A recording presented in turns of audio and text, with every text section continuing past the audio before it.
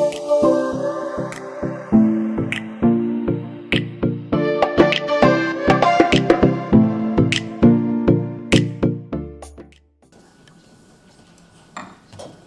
tardes a todos. El doctor Candata es patólogo de la Fundación Jiménez Díaz. Yo añadiría que es de los pocos nefropatólogos que realmente hay en España porque se dedica a esto y sabe mucho de esto. Cuando quieras, Pablo.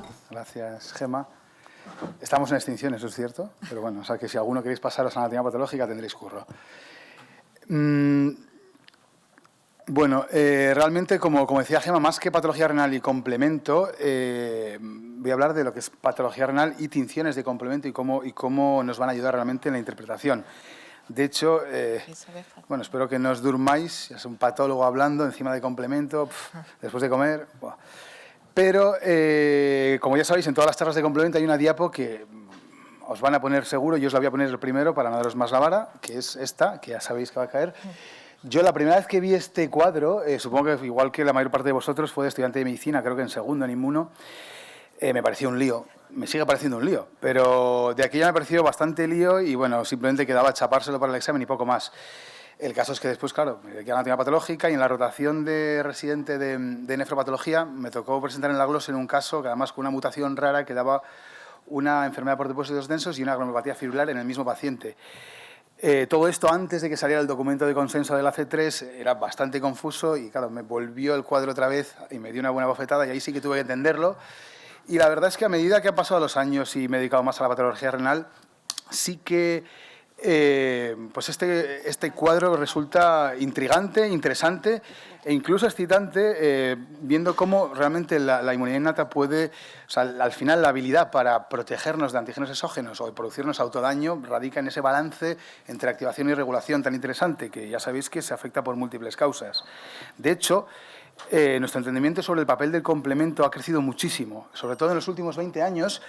Este es un cuadro de una tabla de una publicación de 2013, ya es bastante viejo en términos científicos, pero lo he puesto porque me gusta muy bien cómo estaba realmente ordenada todas las enfermedades relacionadas con afectaciones del complemento, las moléculas implicadas a la izquierda, y a esta lista se van a ir añadiendo muchas más a medida que pasen los años. De hecho, hace tiempo, las clasificaciones que utilizábamos los patólogos y que después os informamos a vosotros en las biopsias se basaban sobre todo en la morfología. Y si miramos atrás incluso, este libro que muchos de los más seniors de la sala lo conoceréis, escrito por Luis Hernando, por mi maestro Antonio Barat y Horacio Oliva, es el primer atlas de patología renal en castellano, editado en el 75, y ya en el capítulo 4 el doctor Barat decía, clasificar morfológicamente hoy en día las glomerulonefritis es un recurso, ya que en la práctica estamos lejos del ideal que sería una clasificación etiológica. Esto lo decían hace 40 años y la verdad este cambio que demandaba el doctor Barat yo creo que ya ha llegado y poco a poco hemos aprendido a reclasificar las enfermedades renales ya abandonando un poco lo que es la morfología para basarnos en un enfoque patogénico es mucho más efectivo, sobre todo de cara a buscar dianas terapéuticas. Si os pongo esta foto, todos sabréis, aunque no sois patólogos, ya habréis visto esto, sabéis de qué estamos hablando. Fijaos, un glomérulo que ya de lejos se ve hipercelular, hay proliferación mesangial. Muchas de las células mesangiales se están metiendo entre la membrana basal y el endotelio. Hay fenómenos de interposición mesangial, hay también hipercelularidad endocapilar, tenemos engrosamiento de los capilares glomerulares, incluso algunas células monocitoides están infiltrando ese espacio subendotelial. Al final, el resultado es un patrón lobulado. Y esto es obviamente lo que hasta ahora se conocía como glomerulonefritis membranoproliferativa. Hoy sabemos que la glomerulonefritis membranoproliferativa no es una enfermedad, sino un patrón de afectación al que se llega por diferentes causas. Y a la hora de identificar cuáles son esas causas que nos llevan a este patrón de afectación, las técnicas de inmunofluorescencia y de complemento, sobre todo, nos han ayudado muchísimo a entender las causas subyacentes. Por lo tanto, en inmunofluorescencia, así en grandes rasgos, podemos dividir, si tenemos una inmunoglobulina monotípica, como por ejemplo aquí IgG, de manera después una restricción de cadenas ligeras, capa holanda, aquí he puesto capa, ya sabemos que estamos ante una gamapatía monoclonal. Si por el contrario tenemos codepósito de IgG o IgM, factor de complemento C3 y de manera politípica, capa y lambda, nos indica que probablemente estemos ante una infección, muy probablemente virus C. Si por el contrario tenemos varias inmunoglobulinas varios factores del complemento y cadenas ligeras, típicamente estamos ante una enfermedad autoinmune. El paradigma de esto, ya sabéis todos, la nefropatía lúpica, el full house. Y, en cambio, si tenemos C3, positividad para C3, exclusiva o según el documento de consenso de la nefropatía C3 de 2012, 2 órdenes de intensidad superior que cualquier otra inmunoglobulina, que es un poco lío, pero básicamente es 3 cruces C3 y una cruz de alguna inmunoglobulina. Si tuvieran 2 cruces ya no valdría, según el documento actual, a lo mejor evoluciona. Estaríamos ante una enfermedad, una glomerulopatía C3 que nos indica una disregulación de la vía alterna del complemento, que también, esta vía también se va a ver alterada en otras enfermedades, síndrome hemolítico urémico atípico, posinfecciosa atípica, que no es más que una glomerulopatía C3 transitoria. Y teniendo en cuenta, por ejemplo, en otras nefropatías mucho más frecuentes, como la IgA, bueno, ya sabéis que tenemos altos niveles circulantes de una IgA1 de glicosilada y en la que se producen anticuerpos contra la región bisagra justo de esa inmunoglobulina. Típicamente los inmunocomplejos se van a depositar en el mesangio y en un porcentaje de los casos bastante polémico, me gustaría decir, se encuentra depósito en el espacio subendotelial. Digo polémico porque depende de las series que viréis, hay 20% o 40%. Yo mucha experiencia no tengo, la verdad, no llevo ni 10 años viendo patología renal, pero os puedo decir que en este tiempo más de la mitad de los casos de IgA se tiñen, o sea, hay extensión a la región subendotelial de capilares periféricos. Probablemente la gran diferencia en las series es porque los mecanismos de congelación hoy en día pues, no son quizás los adecuados, no se preserva la morfología y no se detectan todos los casos. Después vamos a ver inmunoglobulina G hasta y después IgM casi en la mitad de los casos, pero típicamente, por definición, siempre van a ser de menor intensidad que la IgA. Y después, ¿qué pasa con el complemento? Pues fijaos, en la mayor parte de casos de IgA vamos a tener positividad para C3 y negatividad para C1q. Volviendo al esquema que no voy a poner, pero que ya sé que os lo sabéis de memoria del principio, ¿qué implica esto? Pues que tenemos activación de la vía alterna y que la vía clásica está inhibida. Pero no todo es esto. Dejadme compartir un caso que hemos tenido hace poco en el que teníamos un varón de 32 años con hipertensión, proteinuria, microhematuria, filtrado bajo, menos de la mitad, creatinina 1,7 y en la biopsia renal, fijaos que tenía 23 glomérulos, de los cuales 8 estaban esclerosados. Entre los restantes, 9 tenían proliferación mesangial, que según el score de Oxford estaríamos entonces ante una M1, ninguno proliferación endocapilar, un E0. Teníamos también unas lesiones segmentarias, inequiantes a la cápsula de Bowman, lo veis aquí, también se ve en la foto anterior, esta zona de aquí arriba. En cuanto a la cronicidad del tubulo intersticio, teníamos una atrofia tubular y fibrosis intersticial en torno al 30%, es decir, más del 25%, esto confiere un T1 en el score MEST, y teníamos presencia también de semilunas, que según la incorporación de este dato por el grupo de Marjas, pues sería un C1. Ya se ve incluso aquí, fijaos, un poquito de hiperplasia podocitaria y una mínima proliferación extracapilar focal.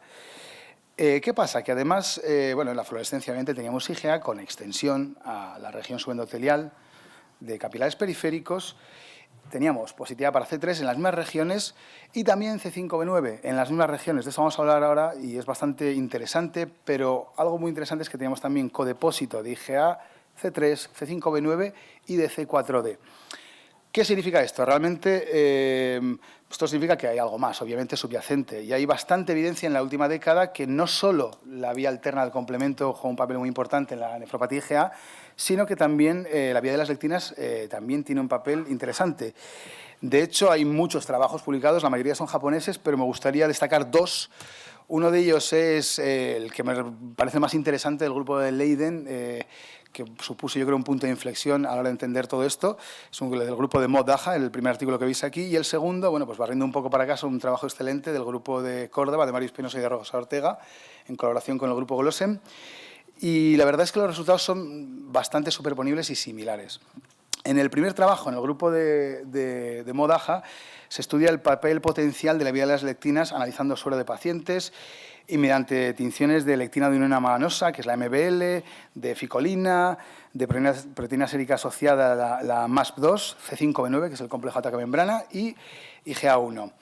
Los pacientes los van a dividir en dos grandes grupos que vais a ver aquí, entre pacientes que tienen activación de la vía de las lectinas, es decir, positivos para MBL, que representaban un cuarto de los pacientes, y aquellos que eran negativos, que no tenían activación de la vía de las lectinas, que era la mayor parte, 3/4 de los pacientes.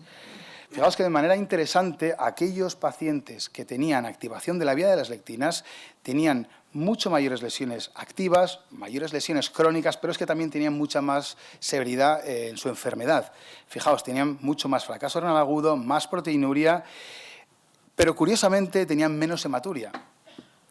Respecto al trabajo del grupo de Córdoba, el número de pacientes es mucho mayor, ya se estudian 283 pacientes, y lo que básicamente viene a evaluar es, basándose un poco en el anterior artículo, ir un paso más allá y ver las implicaciones clínicas y pronósticas, sobre todo de la tinción de C4D a la hora de predecir la supervivencia renal. Se recogen parámetros analíticos, clínicos e histológicos, gradándolos según el score MEST. Y si os fijáis, el objeto obviamente era evaluar el papel potencial de la tinción de C4D. Si os fijáis en los resultados, no es prácticamente lo mismo, no estamos hablando de un cuarto y 3/4, ni siquiera de un tercio o 2/3, un poco más de un tercio son positivos para C4D, es decir, que tienen activación de la vía de las lectinas, y poco menos de 2/3 son negativos. Ahora, los resultados son bastante superponibles, ya que aquellos pacientes que tenían activación de la vía de las lectinas en su nefropatía IgA tenían más lesiones crónicas, como podéis ver aquí abajo, tenían más severa su enfermedad, con más proteinuria, menor filtrado glomerular. Y fijaos la supervivencia renal en estas curvas aquí abajo.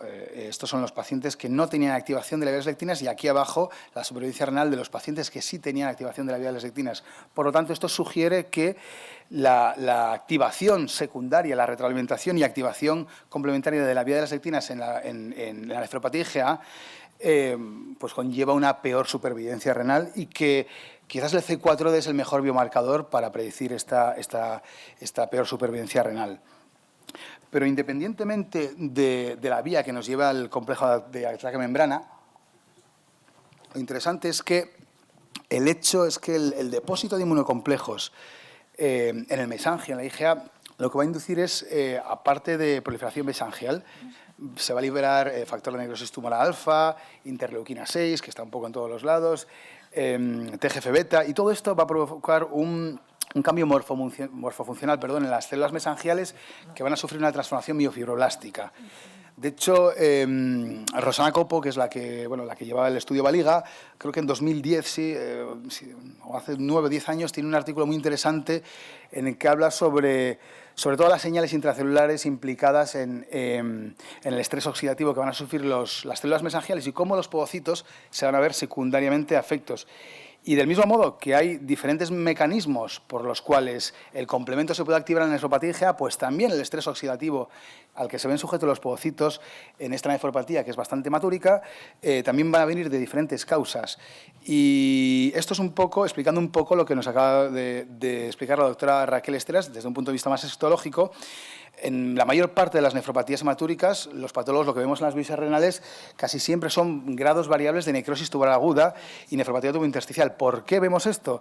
Respecto a la necrosis tubular aguda, en parte, obviamente en aquellos que tienen semilunas, mucho más. ¿Por qué? Porque cuando se produce una semiluna se activa la coagulación, se liberan citoquinas, todo esto al final desemboca en el túbulo proximal, y esto suele ser tóxico para la célula epitelial tubular. Pero aquellos que no tienen semilunas, pero que sí tienen realmente, que sí tienen hematuria, tiene además un proceso añadido. ¿Qué es lo que está sucediendo? Pues las células epiteliales tubulares se ven sujetas a un estrés oxidativo producido por la hemoglobina. Como nos acaba de explicar ahora Raquel, fijaos, esto ya no son hematíes, estos son restos de degradación eritrocitaria en la luz de un túbulo. Fijaos el aplanamiento del túbulo, la diferencia del tamaño de los núcleos, hay activación de los núcleos, es decir, aquí hay sufrimiento tubular agudo.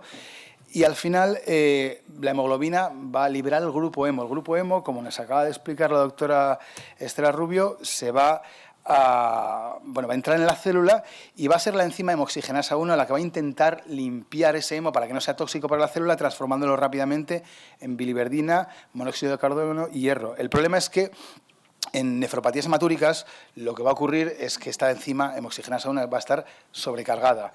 De hecho,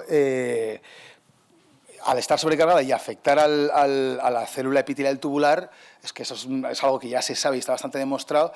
Si afecta a la célula epitelial tubular, ¿por qué no va a afectar a su prima hermana, que es la célula epitelial visceral, en este caso el podocito? Y de hecho lo afecta. Y bueno, en un trabajo realizado por el doctor Juan Antonio Moreno en nuestra institución, vimos que en pacientes con hematuria, fijaos, aquí tenemos HO1, esto es para los que no estáis familiarizados con ellos, es microscopía confocal, es una técnica de fluorescencia de alta resolución en la que se combinan diferentes anticuerpos y después se pueden unir entre sí viendo la colocalización de depósitos, señales o proteínas. En este caso estamos colocalizando hemoxigenasa 1, sinaptopodina es un marcador podocitario y el merge viene a ser pues, la unión de los colores en la que el azul representa los núcleos. Aquí abajo vais a ver lo mismo y fijaos cómo realmente los podocitos están cargados de hemoxigenasa 1, es decir, la enzima está sobresaturada. Pero no solo los podocitos, incluso aquí abajo, fijaos, aquí falta azul y se ve un agujerito, por fuera tenemos el podocito, lo cual nos indica que esto probablemente sea un corte tangencial, un corte transversal de un capilar glomerular y que la célula endotelial también está saturada de hemoxigenasa 1. El caso es que esto va a producir esta sobrecarga de los podocitos en las nefropatías hematúricas por la hemoglobina, va a producir un estrés oxidativo en el propio podocito, igual que lo produce en la célula epitelial tubular, lo que produce digamos, el despegamiento del podocito, la alteración de la membrana de filtración y, al final, la progresión hacia enfermedad renal terminal. Probablemente, obviamente, aún es pronto para hablar de un abordaje terapéutico mediado basado en el complemento en la nefropatía IgA, pero, desde luego, lo que sí podemos decir es que las tinciones del complemento que han demostrado una buena correlación entre el pronóstico y la evolución de la enfermedad sí que probablemente nos pueden ayudar a elegir mejor y de una manera más personalizada las drogas que están disponibles para el tratamiento de la IgA. Y para acabar, os voy a contar un poquito, ya porque estamos hablando de tinciones de complemento, hemos visto C3, C4... C5b9, obviamente todo acaba aquí en la vía final común, el complejo de ataque membrana. Nosotros venimos teniendo todas las biopsias con C5b9 desde hace un par de años y la verdad es que lo que hemos aprendido es bastante interesante, ya que ahora, como está tan de moda el complemento, pues da la sensación de que te pones a leer papers y C5b9 positivo, hay actividad, ojo, esto hay que cogerlo con pinzas y con cautela. Incluso se ha hablado mucho, este artículo es muy interesante, del grupo de Remuzzi, ya sabéis, del Instituto de Mario Negri en Bérgamo, que son bastante punteros en tema del complemento. Hablaron sobre este artículo, o sea, sacaron este artículo que es muy interesante sobre la tinción de C5b9 para monitorizar la respuesta al tratamiento en pacientes con eculizumab. Básicamente porque es un fármaco bastante caro, entonces no hay que sobreexponer a los pacientes, a lo mejor a más dosis de lo necesario. Y básicamente lo que ellos hacían era medir el depósito de C5b9 en células endoteliales ex vivo. Ya sabéis que en Barcelona también Miquel Blasco está trabajando al respecto con resultados muy interesantes. Y nosotros pues como no hay biopsias de control en pacientes con microangiopatía trombótica, no sabemos cómo sería una biopsia posterior al tratamiento, si tenemos los datos clínicos y analíticos, pero fijaos, aquí estamos tiñendo para C5b9. ¿Qué creéis que puede ser esto? Se ve así como... Os voy a poner la siguiente foto que se ve un poco mejor. ¿Qué creéis que puede ser esto? Que es positivo para C5b9. Esto es la membrana basal tubular. O sea, ¿creéis que realmente aquí está activado el complejo de ataque membrana en la membrana basal tubular? No, obviamente no está activado. Y esta otra foto, fijaos, tenemos aquí una especie de nódulo muy positivo para C5b9, el resto es negativo. Cuando vemos estos puntitos realmente es casi fondo, no es nada positivo, pero esto sí es positivo. Este caso no es un caso en el que haya un foco de necrosis fibrinoide, sino, fijaos, básicamente lo que tenemos son nódulos de Kim-Mister-Wilson, son nódulos de expresión mesangial en una nefropatía diabética. Básicamente lo que os vengo a decir es que el C5b9 también se deposita en zonas de esclerosis, como a veces vemos el C3, el C1q, incluso la IgM, y también en las membranas basales tubulares, que parece ser que actúan un poco como cloacas del organismo, en el sentido de que productos de activación antigua del complemento van a terminar en las membranas basales tubulares y la unión va a ser muy covalente y el C5b9 va a ser positivo en esas estructuras durante mucho tiempo. De manera interesante, también en la nefropatía membranosa el C5B9 va a ser muy positivo, pero a diferencia de lo anterior, va a ser positivo en las zonas donde nos está marcando también el C3 y donde estamos viendo la positividad del depósito de inmunoglobulinas. Esto es muy importante porque la valoración de la tinción de C5B9 ha de hacerse en conjunto con datos de actividad, con otras tinciones de complemento, con tinciones de inmunoglobulina, que puedas saber puedes colocalizar el depósito de uno a otro como para saber que estás viendo una positividad de verdad, una activación de verdad o un falso positivo.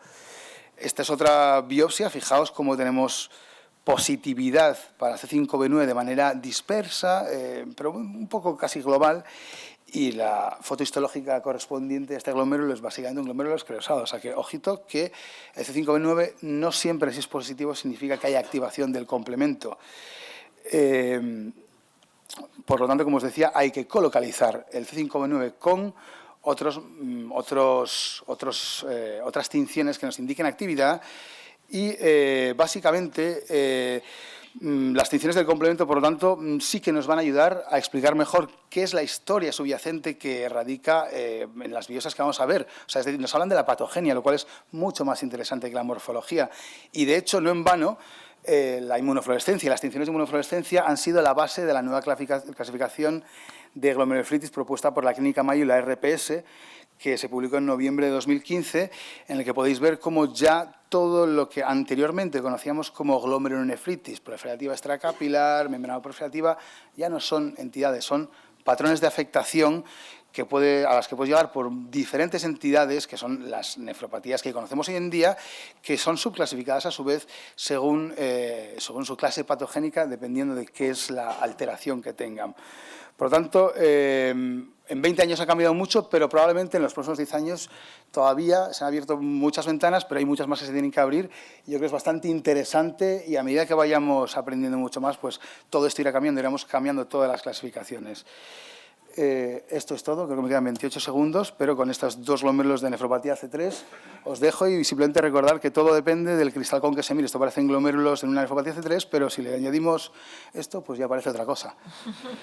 Muchas gracias y espero que no os haya aburrido demasiado.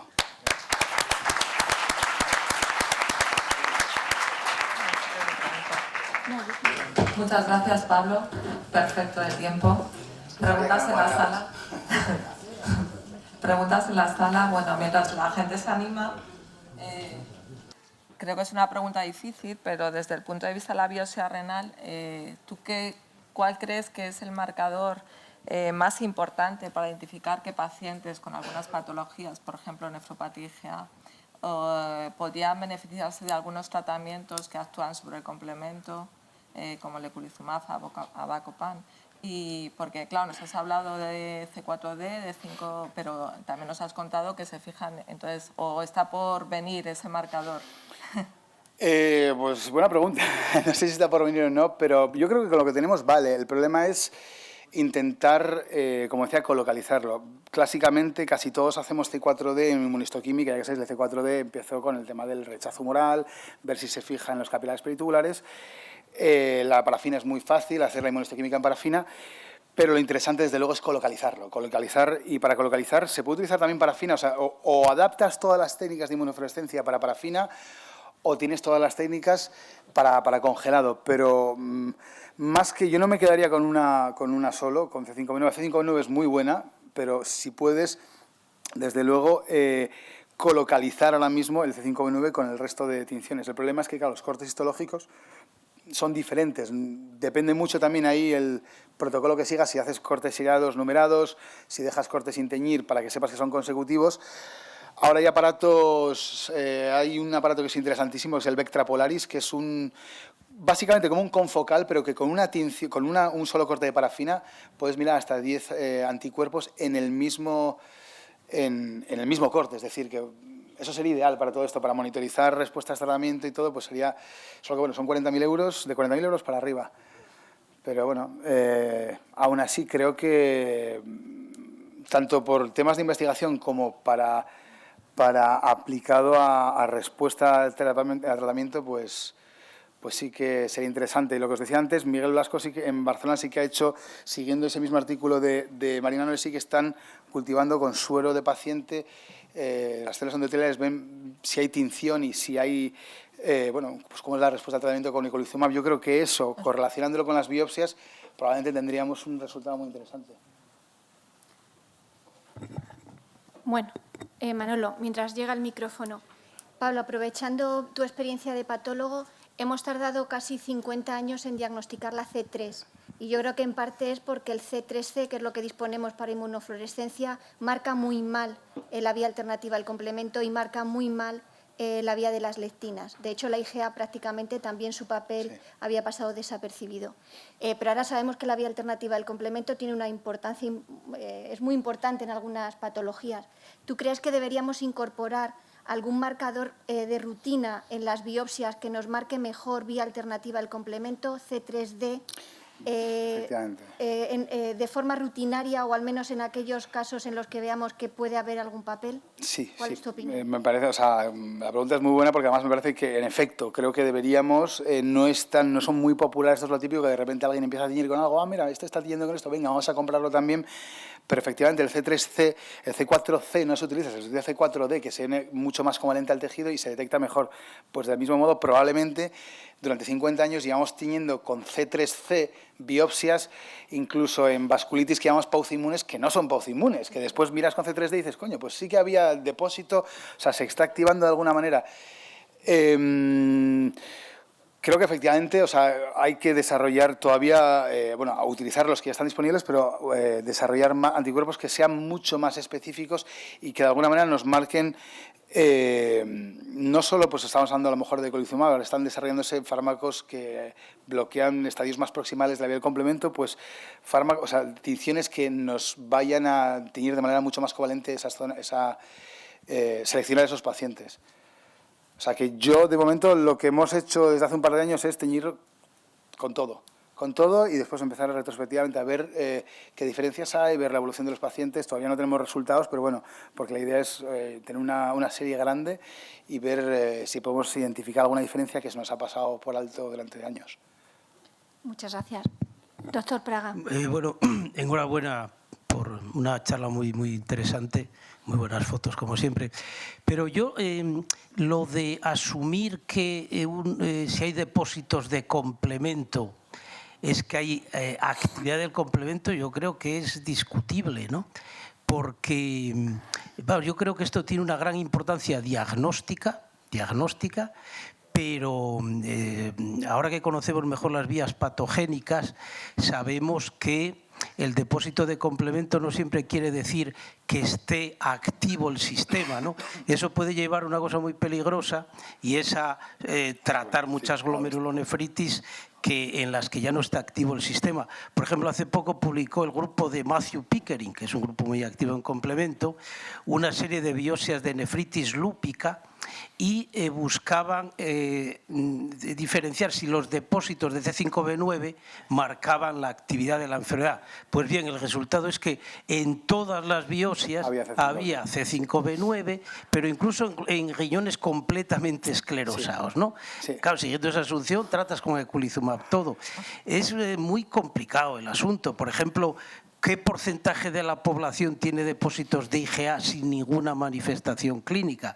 Yo creo que hay que profundizar bastante más. Estos trabajos que has dicho de Remuch y de Miquel Blasco, lo que te marcan es que el C5b9 se encuentra en las células endoteliales ex vivo, en el SUA primario y también en el secundario, en todos los casos, ¿no? Es decir, el tema es más complejo. Yo creo que los modelos experimentales son los que van a dar la pista de cuándo el bloqueo de complemento puede ser eficaz, ¿no? Sí, de hecho, me parece, es verdad, porque además, un poco que cuando hablaba del C5b9, quería insistir y ponía las fotos del C5b9 en las salas de esclerosis, un poco por eso, cuando empezamos nosotros a teñirlo y empezar a leer artículos, actividad, y efectivamente no siempre es actividad. Y de hecho, todos los artículos recientes hablan de actividad. Y encontré un artículo bastante interesante, Kidney International, creo que es enero del 86, un grupo de Düsseldorf y un grupo de Francia, donde está Nicole Inglé, que fue la que publicó con Berger la nefropatía IgA, de hecho. Hablaban ya sobre, ojito, que el C5b9 se deposita también en áreas de esclerosis y no siempre implica actividad. Y es curioso porque esto es de 1986 y parece que en todo este periodo de tiempo, pues bueno, se ha olvidado y ahora como está de moda, pues no nos fijamos mucho en ello. Pero sí, desde luego. ¿Alguien tiene otra pregunta? Pues yo creo que en tiempo acabamos la sesión. Muchas gracias, Pablo. A vosotros. Muchas gracias, Pablo.